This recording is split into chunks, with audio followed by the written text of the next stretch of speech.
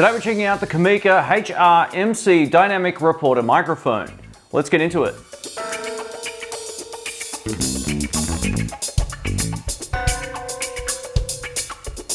Welcome back to the channel, folks. My name's Shane. If you're into audio gear and video gear, don't forget to subscribe and also click that notification bell. I have videos coming up every single week.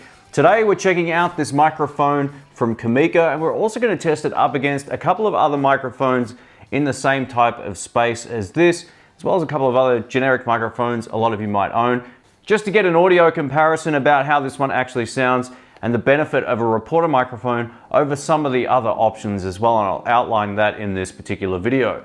I'll also leave time codes in the description of all of my videos so you can skip ahead to any point in the video if you so choose. Right now you're listening to my shirt mic, but I thought we'd start with an unboxing as I don't even know what this mic looks like or feels like. Here's the unboxing experience. Here we go. Full disclosure, as I do this, Kameka actually sent this out for the review. They're not paying me for my time, but they are letting me keep this microphone. So there you go. But I'm gonna compare it to stuff I've actually paid for and we'll see if it's actually any good. Now I did cut this tag because it was gonna be a nightmare to do that on camera. So here we go. Included in the box, we get a set of stickers and some instructions for the microphone. One of the great additions to any microphone is getting a high quality zip pouch like this. It has a thick, nice zip on the front, and on the inside of the bag, it's foam padded as well. This is easily as good as some of the Rode ones, maybe even slightly softer to the touch, which is really cool. It's nice and padded. Included in the box, we get a plate that you could put your name on or branding on if you have it already on a sticker.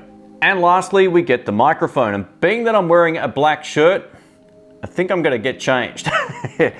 All right, now we can see the microphone off my primary camera. I'm just gonna give you my first impressions of the build quality. This actually feels really good in the hand. It kind of reminds me actually of my Rode NT-G1 microphone, but it weighs more. So it feels like a much more it feels like a great quality microphone, I gotta tell you.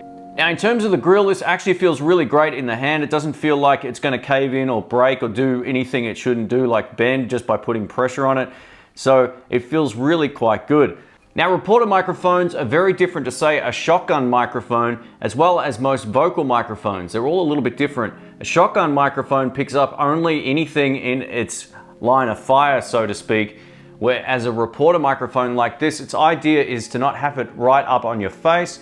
You can just have it out. If you're talking between two people, for example, you can just leave it in one spot and it should pick up sound from everywhere. That's called being omnidirectional. It's an omnidirectional microphone, which means it should be perfect for that kind of situation.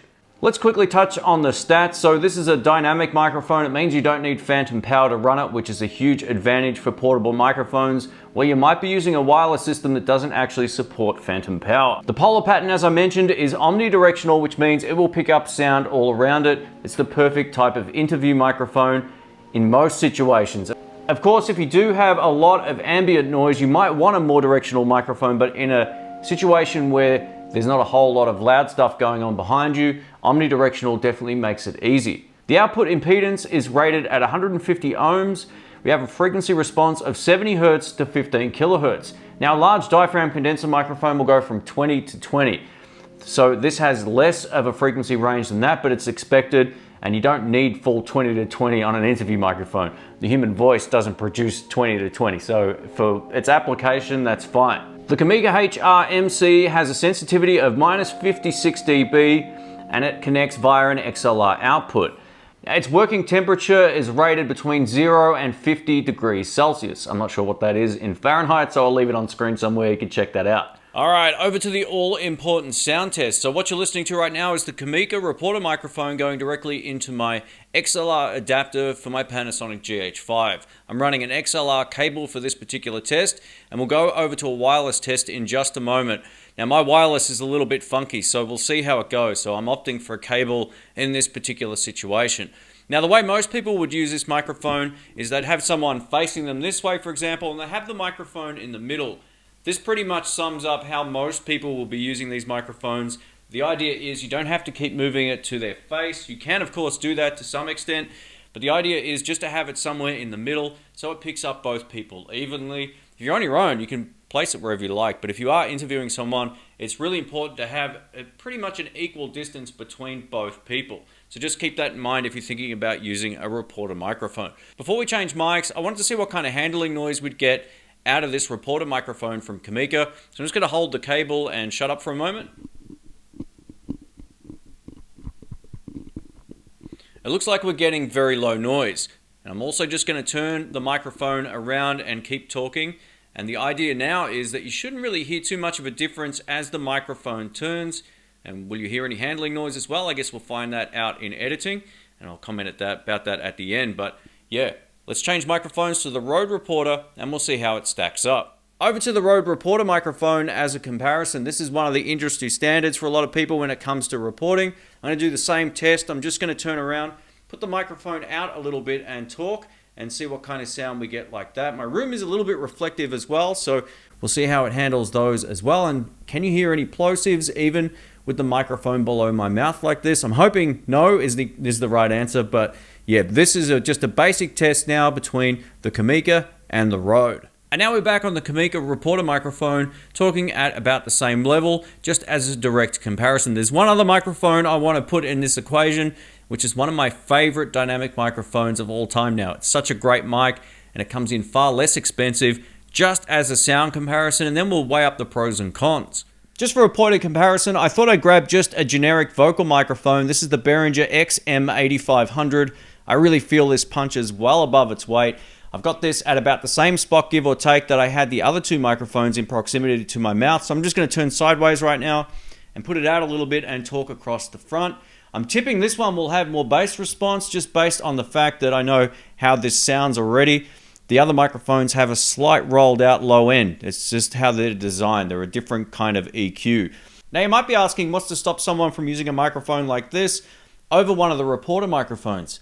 You can use whatever you like. And the main difference is that this microphone, odds are you're going to have to make sure it's pointing towards the person more. As I turn this away, it's going to pick up less of my voice, which is normal of any microphone, but it's going to be more extreme with this than some of the reporter mics. Even if the sound is good, you will notice a difference in its overall pickup pattern. This isn't an omnidirectional microphone, it's a cardioid mic, which means the way that it picks up sound is vastly different. And lastly, back to the Kameka for one more shot. Now, if you've heard a massive difference between any of these microphones, I'll find that out in post in just a moment. I'll listen to it all off camera and give you my thoughts about the sound quality. But just know these are EQ completely different to a regular vocal microphone. They're designed to get rid of a lot of low-end rumble and just focus on the voice frequencies. I said I was going to test this with the wireless pack. My wireless pack is a little bit iffy, but we'll give it a shot. So here we go. Over to just a regular pack you can pick up anywhere. This is the NUX B3 pack. If you're interested in this, I'll leave some links below. Hopefully this still sounds okay. I've never had the best experience with a lot of these clip-on wireless packs like this, but there's a lot of people out there that will be using them. Well, they might be using ones like Rode, which are probably way more reliable. So this is how it sounds in a wireless configuration. Odds are it probably won't sound quite as healthy as the cable. I guess we'll find that out right now, which is what I'm going to do. I'll be back with my final review.